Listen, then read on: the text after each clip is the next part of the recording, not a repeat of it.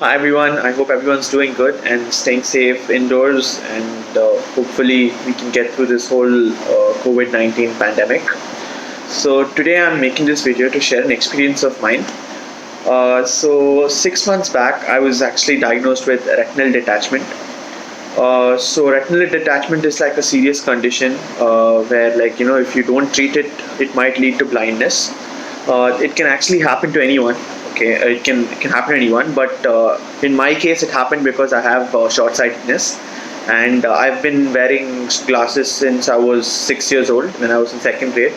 So it's been quite a while, and I also have a family history of people having retinal detachments. The retinal detachment can be treated in different ways. In cases where it's not very severe, where it's just in the initial phase, you can just it can be treated with a laser. So what that does is basically, in cases where it's not detached really badly, they can just seal the holes or tears of the retina. Basically, retinal detachment is it's like a tear of retinas.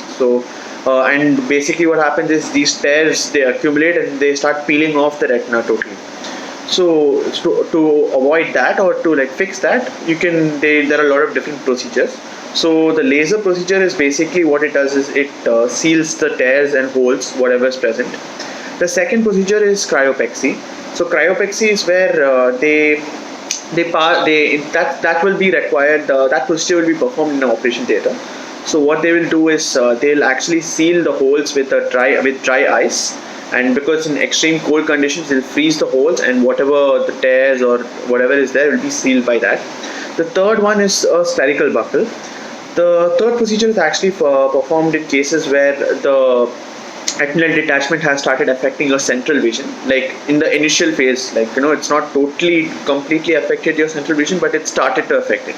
So for me, I did face that problem, because how I got to know that something's wrong with my eye is because what I started to see was that when I was reading something, I woke up on one fine day, and then when I was just looking at my phone and trying to read something, everything I read was just it was jumbled.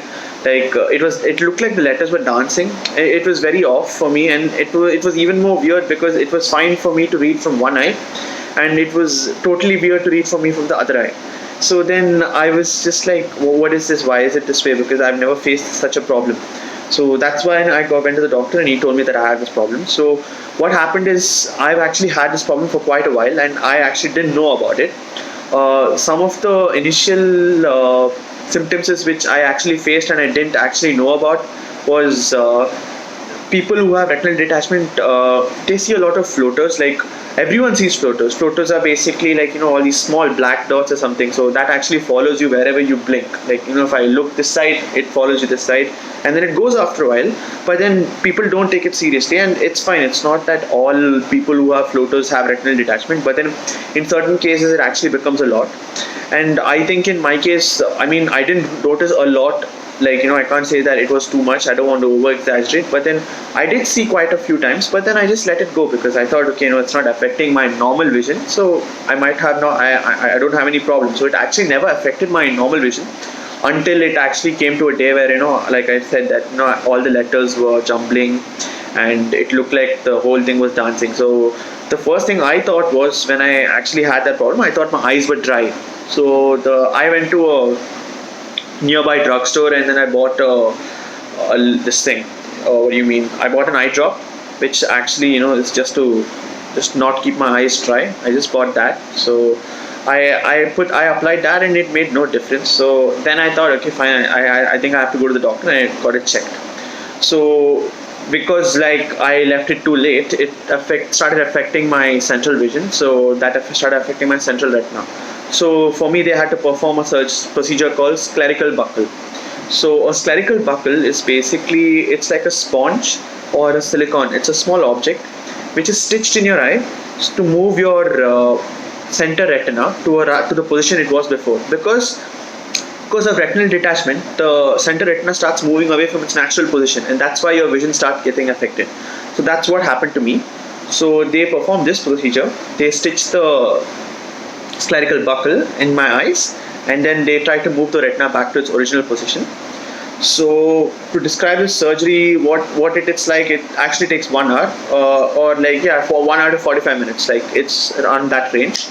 And you'll have a it's quite a long process, because normally what they do with the surgery is they also do the cryopexy, because I am, as I said, I already have short sightedness. My retina was weak from a young age, so I was always prone to this.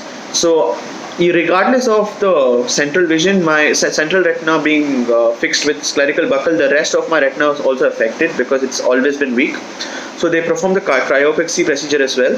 So they did two things together for me. So it took almost 1 hour for me to finish the operation.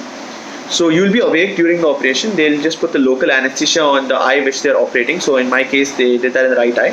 So you'll be conscious, and the operation went well. And I had to, and they'll give you an eye patch after the operation. So you'll be wearing that for the whole night.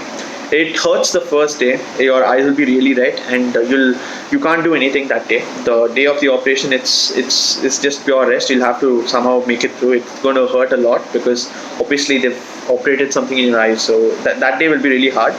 And the next day they removed the eye patch for me. And they also, another thing is, when they tested my eyes, when I went to the doctor, because I told you that my eyes were wrong, he said there was a retinal detachment in my left eye as well, but it was in its initial stages. So because it was in its initial stages, they performed the laser surgery for me, because it was not too deep, so they could just fix that with a laser. So I mean, if I went earlier for the right eye, I might have well had the same laser surgery for me, which is not too severe. The laser surgery is not performed in an operation theater. It's just performed in a normal doctor's room, and there it's fine. It doesn't hurt a lot, and you can resume your normal activities after a day or something. But getting back to the point, so after they performed the spherical buckle surgery, the next day, the day after the operation, I went to the hospital again, and they removed the patch.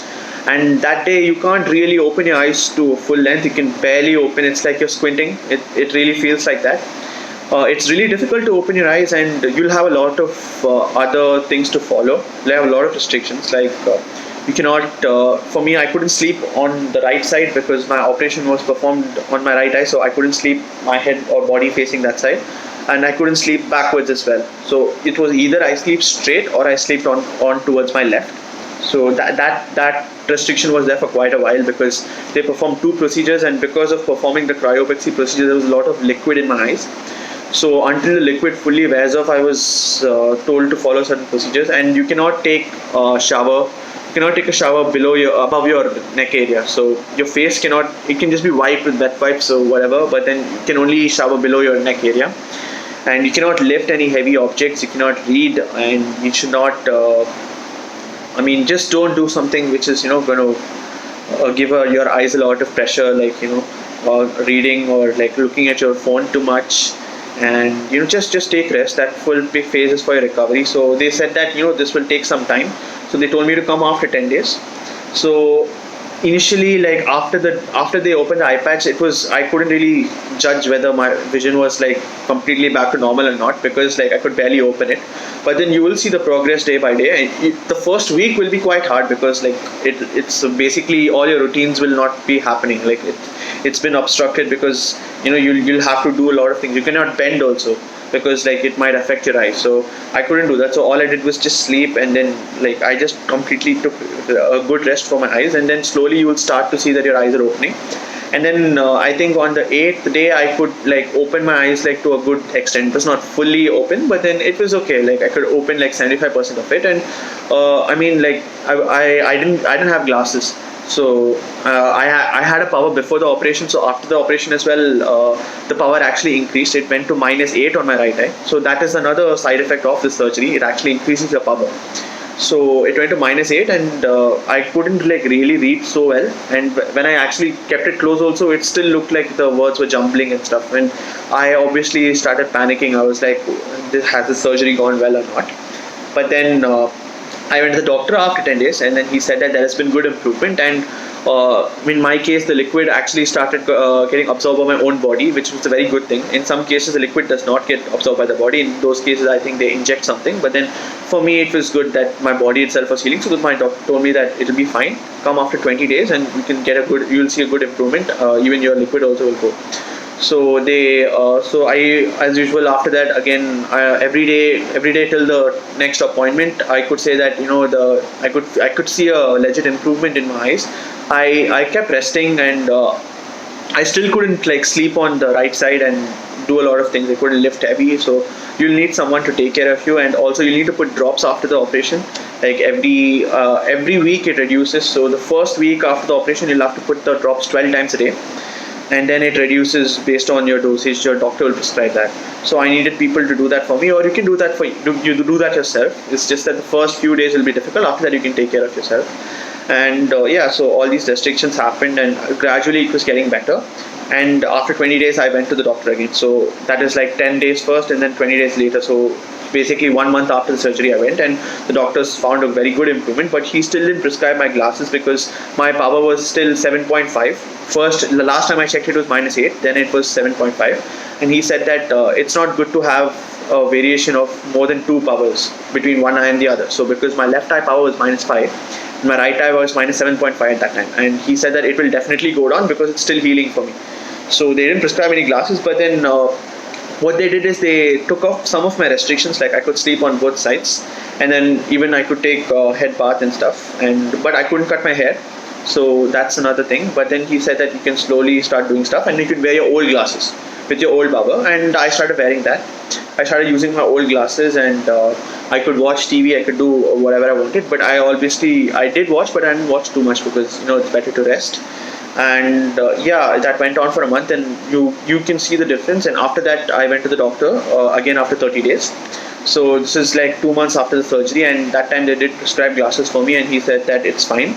And I actually did the surgery in India, but I actually reside in UAE. So I came all the way from UAE to India for the surgery.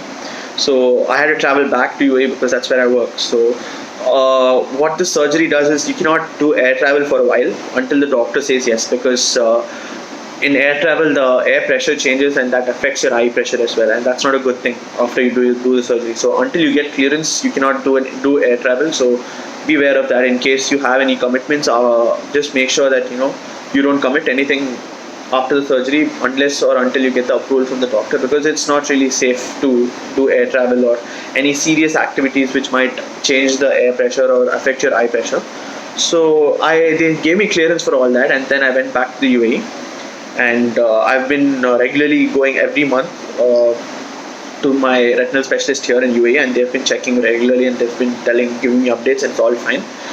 So initially the first week, so I actually took a almost 60 days break, you can say, from not 60 days, because I went 45 days break from work, and it does not necessarily need to take that long for some people. For me it took long because the fluid was not going, so that's why it took long. From what I've read online, it takes up to 2 to 4 weeks. It's the standard time for recovery, and then you can start returning to work. For me, it just took maybe 2-3 weeks more. So I returned to work after that, and initially the first week was quite hard, especially the first day, because when you look at the screen, you just totally blank. Like you just feel like, why is this hurting? It's very irritating. But you get used to it, and my eyesight was fine. I wouldn't say it was as good as it was. Like when I was born, it was really good, and when I started wearing glasses also, it was fine. But then after I started facing the issue of this whole dancing thing, like after I got the retinal detachment, my vision obviously changed. So, but then after the spherical buckle, they did fix it. It's not as good as it used to be, but it's quite good. And the only issue I see sometimes is like the straight lines appear a little curved, but then that's just a normal thing. You cannot totally expect your vision to go back to normal, because for me it affected the central vision. So if it did not affect the central vision, it would have been fine. Like they did the laser surgery for me in the left eye, and my vision was it's still fine. Like I couldn't find any difference. It's actually even better, I would say. So those are things, like those are small side effects, but then you can deal with it. So it's been like 6 months since the surgery has been done, and like I can say that it's I'm back to being doing all my routines. Actually, I can go anywhere. I can even doctors have even allowed me to run and even lift weights, but then I'm not doing it because it's still quite risky, and it's been only 6 months. But then occasionally you face issues like the flashes might come. Like I actually have the issue of flashes coming. Like the flashes just keep coming sometimes, and I actually got really scared. But then when I checked with my doctor, he said that that's just totally normal. And it doesn't come always. It comes like it's not very frequent. It comes rarely, and he said that it's normal because after the surgery, there's a scar, and also your vitreous is liquefying, so it's totally okay. You don't need to worry about it. So those are some no side effects you might have. But then it's very important that people say mentally tough after this. Like maybe the first month after the surgery, you'll feel really down because it totally affected your routines. You have nothing, and you just might feel like, what am I going through? What if it does not, what if I don't come out of this in a good way? But then stay strong. Always have people to support you, because when I underwent the surgery, I had a lot of my friends actually. They kept talking to me on the phone. That's one way I actually passed time, and I felt good because all of them actually called me, and they kept speaking to me. They kept motivating me, and my parents really helped me. They were always there with me, and my uncle. I was staying with them, and all my family members, everyone. They really helped me throughout the day. They used to come and talk to me, sit next to me, and they just used to motivate me, saying that it'll be all right. So you can keep doing that, and once the whole thing is over and you're prescribed glasses and you go back to normal life, always be careful, and don't get fully discouraged, because I'm just talking out of personal experience. There have been situations where I just go totally down some days, because I feel like, because I used to do a lot of other things before the whole retinal detachment thing, because I used to play a lot of PlayStation, and I used to actually use my phone. That might have led to the whole retinal detachment problem. But then still, like, I never thought of something called retinal detachment before that, because I never knew that such a thing could happen. So sometimes it just always plays in the back of your mind, but then you just need to remember that you'll get over it, because it's just treated like a sports injury, because all the sports people, football players, F1 drivers, basketballers, cricketers, everyone, if you just see, all of them go through a major injury. Like, they go through a leg injury called ACL surgery. Some of them almost go through life-threatening injuries and they come back. So it's even though the paths are different, it's still the same experience, and they always come back, and they start and they get back to their best, and they return to doing what they like. So just imagine how tough it would be for them, and they come back. So if they can do it, you can also do it. We are all not sportsmen, but then we can always do the same thing. So just remember that, and in case you are having any issues, or feeling like you're not motivated, or you're feeling really afraid or down about this whole thing, it's fine. You just need to be mentally tough. And another thing which did get me, I passed my time, and it got me motivated throughout this whole phase, was I heard a lot of YouTube videos and a lot of people talking about this, and it really helped. And I wanted to share this mainly because I feel like you guys helped me. Whoever has posted this on YouTube really did help me get through my phase and my difficulties and whatever I had. So I'd like to do the same, and if this video helps even one person, I'm really happy for it.